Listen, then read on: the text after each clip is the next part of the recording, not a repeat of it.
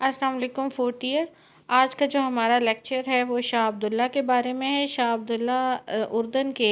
بانی ہیں یا اردن کے پہلے بادشاہ تھے جنہوں نے اردن کی حکومت کی بنیاد رکھی۔ اس سے پہلے کے لیکچر میں ہم لوگوں نے اردن کی حکومت کی بنیاد کے اردن کیسے وجود میں آیا اور اس کے بعد اردن کے برطانیہ کا اقتدار کا پورا دورانیہ ہم لوگوں نے پڑھا، اور وہ بہت امپورٹنٹ کوسچنز ہیں، یہ دونوں ایگزامز میں آتے ہیں۔ اب آگے ہمارا ہے کہ شاہ عبداللہ جو ہیں ان کے بارے میں آپ لوگوں نے اب تک کچھ نہ کچھ آپ کو پتہ چل گیا ہوگا کہ یہ شریف حسین مکہ کے بیٹے تھے۔ 1882 میں پیدا ہوئے اور ابتدائی تعلیم انہوں نے ترکی کے دارالحکومت استنبول میں ہی حاصل کی۔ والد جس وقت شریف حسین مکہ بنے اس وقت ان کے دونوں بیٹے جو تھے وہ ان کے ساتھ ساتھ رہے ہیں، اور انہوں نے استنبول کے جو پارلیمنٹ تھا اس میں بھی دونوں کی رکنیت تھی۔ یہ وہاں پر عرب کو اور عرب مفادات کا تحفظ کرتے تھے اور وہاں پر باتیں کرتے تھے۔ بہرحال اس دوران پہلی جنگ عظیم میں عربوں کی جو تحریک قومیت ہے اس میں شاہ حسین نے کیا کیا کہ اس کو عربوں کی تحریک قومیت کو ابھارا اور ترکی کے خلاف بغاوت کر دی۔ اس وقت شریف حسین کے ساتھ ان کے دونوں بیٹوں نے بھی کام کیا، اور شاہ عبداللہ اور شاہ فیصل جو دونوں تھے انہوں نے عرب سے ترکی کے اقتدار کو ختم کرنے کی کوشش کی، اور دونوں نے برطانیہ کا ساتھ دیا تھا اپنے والد کے ساتھ۔ اس میں آپ لوگوں کو یاد ہوگا کہ شاہ عبداللہ نے باقاعدہ اس وقت نجد کا علاقہ جو اس وقت کا تھا جس پر اس کے باپ شریف حسین کی حکومت تھی، اس کے ریلوے لائن کو بھی توڑ دیا تھا تاکہ یہ جو جنگ میں جو ترکی حکومت ہے، ترکی فوج ہیں، وہ اس ریلوے لائن کو استعمال نہ کر سکے، ریلوے اسٹیشنز کو استعمال نہ کر سکے۔ جس وقت یہ سب کچھ چل رہا تھا اس میں آپ لوگوں کو یہ بھی یاد ہوگا کہ اس وقت عرب میں تو 2 حکمران تھے جو کہ ہم پلہ تھے، جس میں ایک تو شاہ ابن سعود تھا جبکہ دوسرا شاہ حسین تھے، جس میں ابن سعود جو تھے وہ بہرحال خاموش ہو کر بیٹھے ہوئے تھے، اور لیکن یہ تھا کہ وہ عوام میں اپنی مقبولیت بڑھا رہے تھے۔ دوسری طرف شریف حسین جو تھے انہوں نے چونکہ برطانیہ کی مدد سے اپنا اقتدار قائم کیا تھا، اس لیے عرب انہیں وقت کے ساتھ ساتھ ان کو پسند نہیں کر رہے تھے، اور شریف حسین اس طرح آہستہ آہستہ عرب میں غیر مقبول ہوتے جا رہے تھے۔ اس دوران اہم ترین واقعات میں یہ ہوا کہ ابن سعود جو کہ نجد کے علاقے کے حکمران تھے اور حجاز کا علاقہ جہاں پر شریف حسین ایک حکمران تھا، ان دونوں کے درمیان ایک سرحدی لڑائی ہوئی جو ایک نخلستان تورابا کی وجہ سے ہوئی۔ اچھا، یہ آپ لوگوں کو یاد ہوگا کہ نجد اور جو حجاز کا علاقہ ہے یہ بالکل ساتھ ساتھ ہے۔ حجاز کا علاقہ مکہ اور مدینہ اور اس کے گرد و نواح کے علاقوں کو نجد کا علاقہ حجاز کا علاقہ کہا جاتا ہے، جبکہ حجاز کے جو ویسٹ ہے ایسٹ کی طرف نجد کا علاقہ ہے، اور وہاں پر جو ہے یہ شاہ ابن سعود جو تھے وہاں کے حکمران تھے۔ تو یہ سرحدی لڑائی جو تھی اس کی وجہ سے کیا ہوا کہ شاہ حسین کی فوجوں کو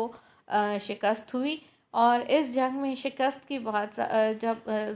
ظاہری باتیں میں آپ کو پہلے بتا چکی ہوں کہ عرب سے ان کا اقتدار آہستہ آہستہ ختم ہو رہا ہے، اور وجہ وہی ہے کہ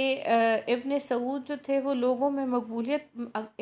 جو ہے وہ ان کی مقبولیت بڑھ رہی ہے شاہ ابن سعود کی، جبکہ شریف حسین کو لوگ آہستہ آہستہ غدار خیال کر رہے ہیں۔ بہرحال اس طرح شریف حسین کا اقتدار ختم ہو رہا ہے اور ان کے بیٹوں کو بھی وہاں سے نکلنا پڑا تھا،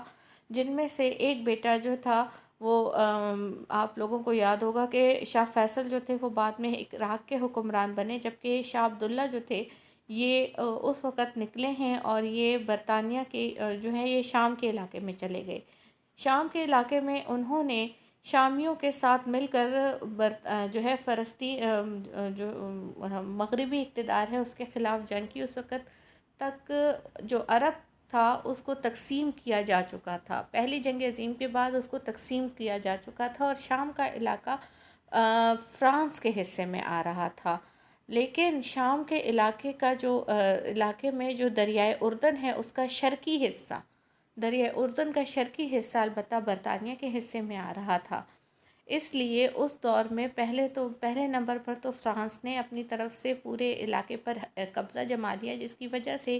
شاہ عبداللہ کو وہاں سے نکلنا پڑا، لیکن برطانیہ نے ان کی خدمات کا اعتراف کرتے ہوئے کہ کس طریقے سے انہوں نے پہلی جنگ عظیم کے دوران برطانیہ کا ساتھ دیا تھا اور پورے کے پورے علاقے میں بغاوت پھیلائی تھی، انہوں نے کیا کیا کہ انہیں شرق اردن کا علاقہ دے دیا۔ آپ لوگوں کو یاد ہوگا دریائے اردن کے شرقی حصہ جو کہ شرق اردن کہلاتا تھا، یہ جو تھا اصل میں خانہ بدوشوں کا ایک چھوٹا سا ایک ضلع تھا اور خانہ بدوشوں کی بستیاں تھیں، جہاں پر اس نے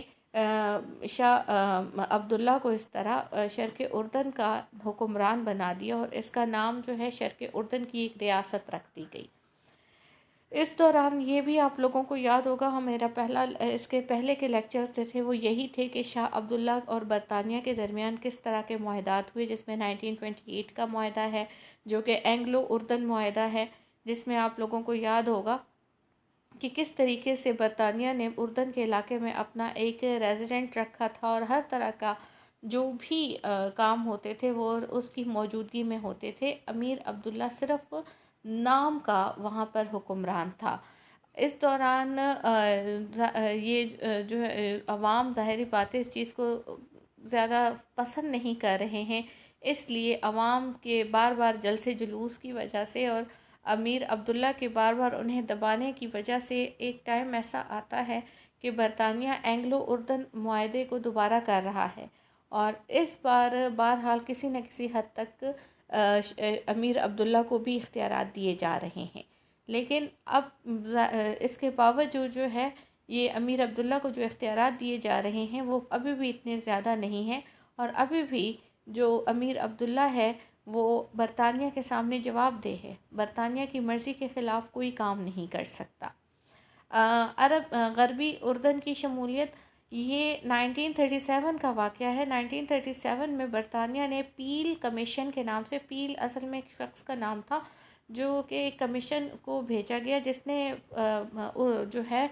فلسطین جو ہے اس کا جائزہ لیا اور فلسطین کی تقسیم کا منصوبہ پیش کیا۔ فلسطین میں اصل میں اسرائیلی حکومت کا قیام بھی ہونا تھا، اس وجہ سے یہ ایک طرح سے آپ کہہ لیں ہیں کہ اسرائیل کی جو نئی مملکت بنی تھی اس کی طرف ایک پہلا قدم تھا، اور انہوں نے کیا کیا کہ یروشلم کے ارد گرد کے علاقے کو انہوں نے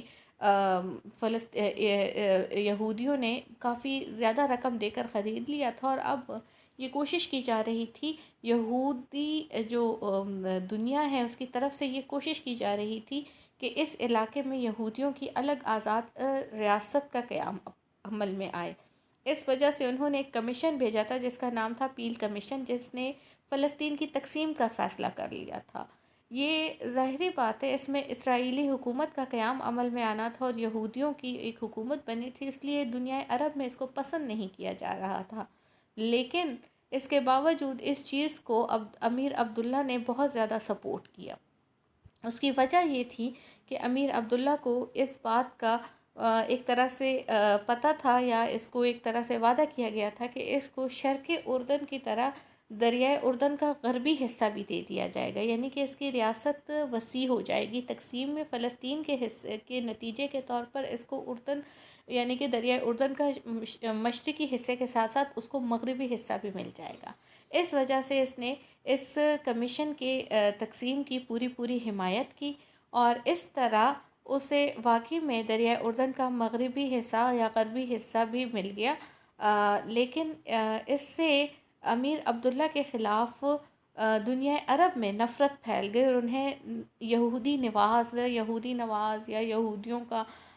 بہت ایجنٹ اس طرح کے لقب جو ہے وہ اس کو ملے ہیں۔ اینگلو اردن معاہدہ 1941، دوسری جنگ عظیم کا آغاز ہو رہا ہے 1939 میں اور اردن جو ہے اب برطانیہ سے آزادی حاصل کرنے کے لیے مزید مظاہروں کا جو ہے وہ مظاہرے کا سلسلہ جو ہے وہاں پر جاری ہے، کیونکہ اس وقت جو ہے اردن کے لوگ یہ خیال کر رہے ہیں کہ جس طرح برطانیہ کی جو ہے وہ پوزیشن چونکہ دوسری جنگ عظیم میں لڑائی کے وقت کمزور ہو رہی ہے، تو اس وقت اگر اندرونی طور پر بھی برطانیہ کو کمزور کیا جائے تو شاید انہیں آزادی حاصل ہو۔ اس وجہ سے برطانیہ بھی اس پریشر کو محسوس کر رہا ہے۔ نتیجتاً برطانیہ نے اردن میں نئے معاہدے کرنے کا پیغام دیا، پروگرام بنایا، اور اس طرح برطانیہ اور اردن جو ہے ان دونوں کے درمیان 19 جولائی 1941 میں ایک دوسرا معاہدہ طے پایا، جس میں اردن کو جنگی ضروریات پوری کرنے کے لیے اپنے فوج رکھنے کی بھی اجازت دے دی گئی۔ اس کے علاوہ انہیں یہ بھی کہا گیا کہ وہ اپنے فوجیوں کے لیے اسلحہ خرید سکتے ہیں، اور اس کے علاوہ یہ بھی کہا گیا تھا کہ اردن کی مکمل دفاع جو ہے وہ جب تک کبھی جنگ ختم نہیں ہوتی وہ برطانیہ کے ذمہ رہے گی۔ جنگ کے بعد جو ہے وہ بہرحال برطانوی اثر رسوخ کو کم کر دیا جائے گا۔ اسی دوران جب دوسری جنگ عظیم کا اختتام ہوتا ہے، اس کے بعد عرب لیگ جو ہے اس کے جو ہے وہ قیام عمل میں آتا ہے، اور اس میں اردن بھی شریک ہو جاتا ہے، اور اس طرح عرب لیگ کا یا عرب ممالک کے ساتھ دوسرے دنیا عرب میں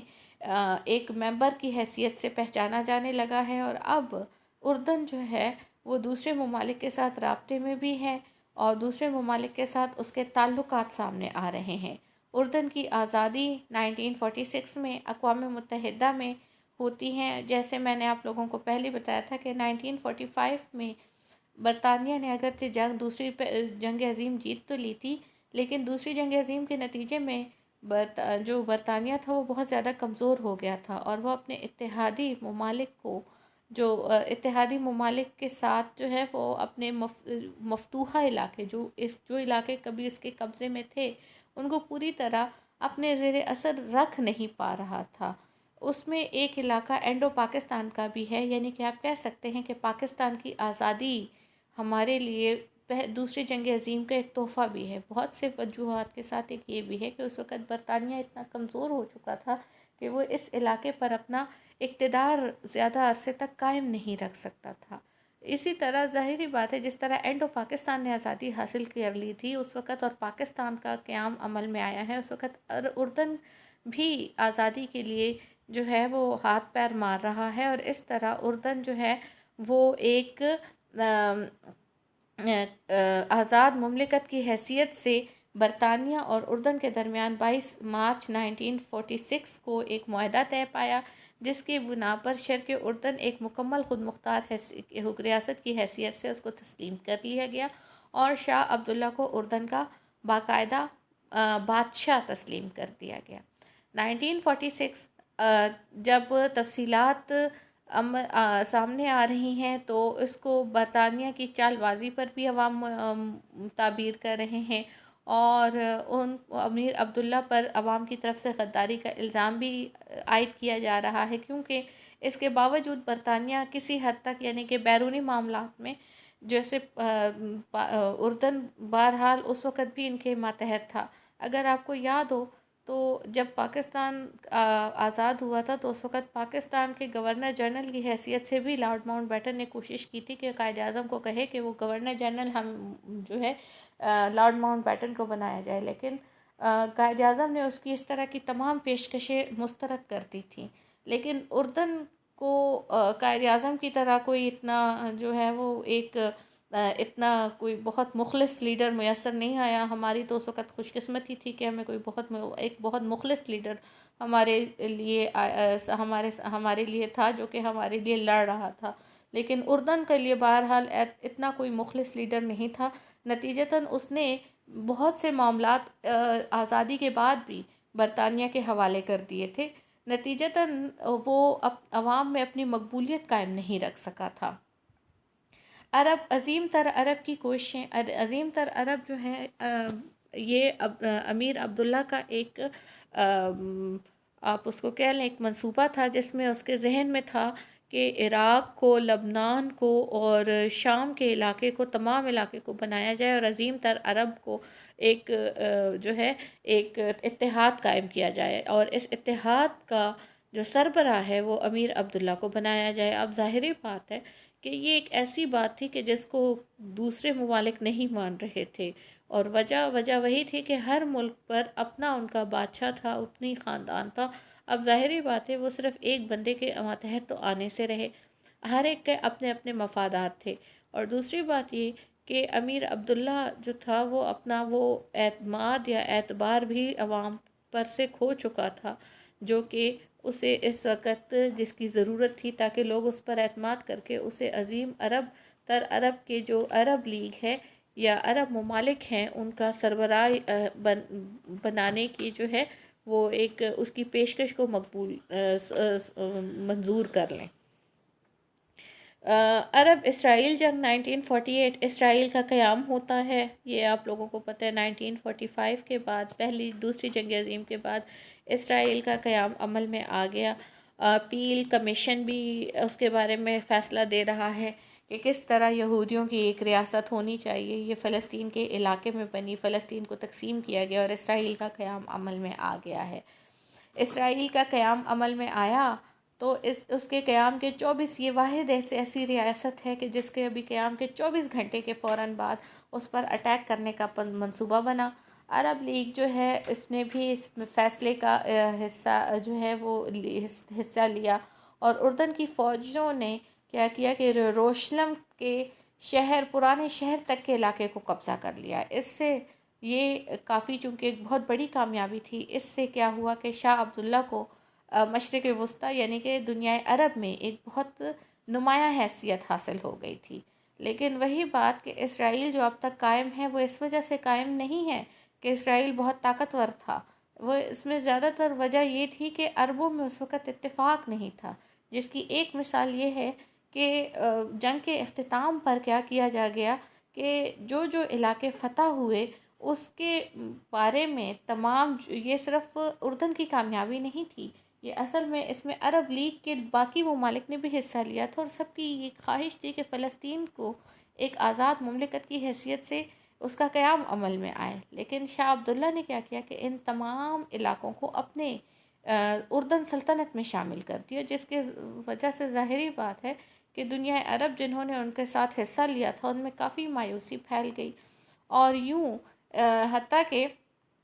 عراق کی جو ہاشمی حکومت تھی وہ بھی اردن کے سلطنت سے بدظن ہو گئی۔ عراق میں آپ کو یاد ہوگا کہ شاہ عبداللہ کا اپنا بھائی شاہ فیصل جو ہے وہاں پر اس وقت حکمران تھا، لیکن اس کے باوجود جو ہے وہ بھی مایوس ہو رہا ہے اپنے بھائی سے۔ بہرحال فلسطینی مہاجرین کی آمد، فلسطین جو ہے اس وقت کافی زیادہ جو ہے وہ دباؤ کا شکار بھی ہے، اور اس پر خانہ جنگی بھی ہو رہی ہے، عرب اسرائیل جنگ، اور یہ آپ لوگوں کو آج بھی پتہ ہے کہ فلسطین کی کیا حالت ہے۔ یہ چونکہ اس وقت سٹارٹ ہوئی تھی یہ جنگیں، اس وقت کیا ہوا کہ تقریباً 4 لاکھ فلسطینی مہاجرین چونکہ اردن ان کے قریب ترین پڑتا تھا، اس لیے فلسطین سے وہ ہجرت کر کے آئے ہیں۔ شاہ عبداللہ البتہ انہیں ویلکم کر رہا ہے، اور اس طرح باقاعدہ دوسری دنیا کو یہ میسج دے رہا ہے کہ چونکہ میں نے فلسطین کا علاقہ اپنی سلطنت میں شامل کر لیا، اس لیے فلسطینیوں کو مجھے اپنے ملک میں رکھنا تھا، اس وجہ سے مجھے فلسطین کے علاقے کو اپنے علاقوں میں شامل کیا۔ شاہ عبداللہ کی خارجہ پالیسی اگر دیکھیں تو شاہ عبداللہ نے کیا کیا کہ 26 اپریل 1949 کو اس نے کیا کیا کہ شرق اردن کا نام بھی چینج کر کے المملکۃ الاردنیہ الہاشمیہ الہاشمیہ رکھ دیا، ٹھیک ہے۔ اور اس کو کیا کیا کہ اس نے کیا کیا کہ عرب اسرائیل جنگ کے جو مفتوحہ علاقے اس نے عرب دنیا کو ناراض کر کے شامل کیے تھے، اسے بھی اس نئی مملکت کا منصوبہ بنایا، جس کی وجہ سے اس نئے مملکت میں شامل کیا، جس کی وجہ سے شاہ عبداللہ جو ہے وہ مزید اپنی جو مقبولیت ہے اس کو ختم کر رہا ہے، اور دنیا عرب جو ہے وہ اب شاہ عبداللہ سے بہت زیادہ ناراض ہو چکی ہے۔ یہی وجہ ہے کہ 1951 کو شاہ عبداللہ جب مسجد اقصیٰ میں داخل ہو رہے تھے تو ایک فلسطینی مہاجر نے انہیں گولی مار کر ہلاک کر دیا تھا۔ شاہ عبداللہ کے کردار کی طرف اگر دیکھا جائے تو شاہ عبداللہ جو ہیں وہ شاہ فیصل کے مقابلے میں ان کا کردار جو ہے وہ اتنا پسند نہیں کیا گیا۔ جیسے شاہ فیصل کے بارے میں آپ لوگوں کو پتہ ہے کہ ان کی وفات کے بعد ان کی خدمات کو عراق کے لوگ جو ہے وہ پسند کر رہے ہیں، یا ان کی جو ہے وہ خدمات کا اعتراف کر رہے ہیں کہ انہوں نے اپنے دور میں کس طریقے سے شدید پریشر برداشت کر کے کہاں کہاں عراق کے لیے کامیابیاں سمیٹیں اور کہاں کہاں عراق کے لیے سہولتیں فراہم کرنے کی کوشش کی۔ اس کے مقابلے میں شاہ عبداللہ کا کردار اگر دیکھا جائے تو شاہ عبداللہ جو ہیں وہ انہیں نہ ان کی اپنی ریاست کے لوگ پسند کر رہے ہیں اور نہ انہیں دنیا عرب میں کوئی پسند کر رہا ہے، اور اس کی وجہ یہ ہے کہ شروع سے انہوں نے عرب قومیت کے نام پر ترکی کے خلاف جنگ کی۔ نتیجتاً انہیں اردن کی حکمرانی تو ملی، لیکن اس کے ساتھ ساتھ وہ ہمیشہ ساری زندگی انہوں نے برطانیہ کے ماتحت گزاری۔ انہوں نے ساری زندگی برطانیہ نواز پالیسی اپنائے رکھی، رعایا کو اپنی طاقت کے بل بوتے پر دبائے رکھا، ہر قدم اپنی ذاتی اقتدار اور مفاد کے لیے کیا۔ اور اس کے بعد اگر یہ بھی یاد ہے کہ سب سے اہم بات جو ہے پیل کمیشن، اس کی منصوبے کو منظوری جو ہے وہ سب سے پہلے امیر عبداللہ صاحب دے رہے ہیں، اور وجہ یہی ہے کہ اس سے مغربی اردن کا علاقہ جو ہے، دریائے اردن کا مغربی حصہ، غربی حصہ انہیں ملنے کا چانس ہے، امکان ہے، تو وہ اس کے لیے اسرائیل کے قیام تک سے گریز نہیں کر رہے۔ اسرائیل کے قیام کے بعد پوری عرب دنیا کے ساتھ مل کر اگر وہ اسرائیل پر اٹیک کر بھی رہے ہیں تو جو علاقے اپنے قبضے میں رہ رہے ہیں انہیں فلسطین کے حوالے کرنے یا فلسطین کی مدد کرنے کے بجائے انہیں اپنے علاقوں میں شامل کر رہے ہیں، اور اس طرح ظاہری بات ہے کہ ایک بار پھر دنیا عرب کو مایوس کر رہے ہیں۔ یہی وجہ ہے کہ ان کے ساتھ ساتھ 20 جولائی کو کہا جاتا ہے 1951 کو شاہ عبداللہ دنیا عرب کے مفادات کا قتل کرنے کے ساتھ ساتھ خود بھی قتل ہو گئے۔ آج کا لیکچر ہمارا یہیں پر ختم ہو رہا ہے۔ جزاک اللہ۔